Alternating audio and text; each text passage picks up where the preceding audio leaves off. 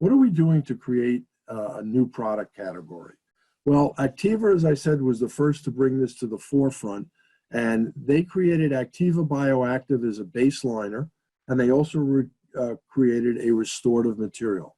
And it drew upon the saliva to replace the fluoride and replace the calcium and phosphate that were lost in the decay process.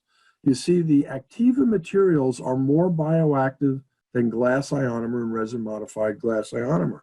The only thing that's released with those is fluoride.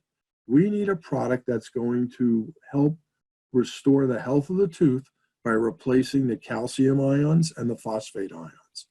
They created a bioactive ionic resin that did that and had a shock-absorbing rubberized resin component to it and a bioactive glass filler that mimicked the chemical and physical properties of natural teeth. That means it had some flexure to it. These materials were moisture friendly, and again, be careful of that term. We're still going to work under rubber dam or isolate our field, but moisture friendly does not mean a puddle of saliva. We want to have a product, as they created, that react to the pH changes in the mouth, and it was triple cured, light cured, self-cured, and self-cured reactions similar to a glass ionomer reaction. So this ACTIVA's rubberized urethane material was very interesting. When they created it, they went about testing the base liners that were out there in the market. And the test consists of creating a slab of a flexible type material to simulate dentin. We know that dentin flexes. And they had a guillotine-like device that would come down like a hammer, that would come down at a prescribed speed over a prescribed distance, and they would try to break the base liner that was placed on this flexible slab. Every one that they tested, they broke very easily.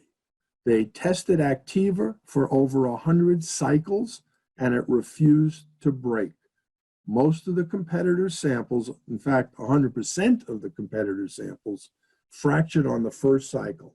Some went as far as 1 to 2 cycles, but when they did that, the deflection of at only 0.1 millimeter, all of the competitor samples fractured on the first cycle. You need to have a material that will withstand the masticatory forces, and we know that dentin flexes to do that. You need a material that biomimics what dentin is doing, and hence I come back to biomimicry. So this base liner that they created was really a fascinating material. You could use it under all restorative materials. So if you are doing alloy dentistry, you certainly can use the ACTIVA base liner as your base under a alloy restoration. When I went to school, we used calcium hydroxide. We knew calcium helped protect against pulpal sensitivity. We knew it stimulated secondary dentin growth. But how much better is it now that we're able to provide 3 ions in our base liner, calcium phosphate and fluoride? So great, great product to use in those situations as well.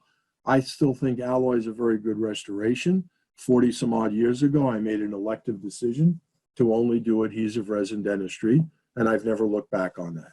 And so I applaud ACTIVA and the PulpDent folks for making a product that allows me to continue providing a good, solid restoration for my patients.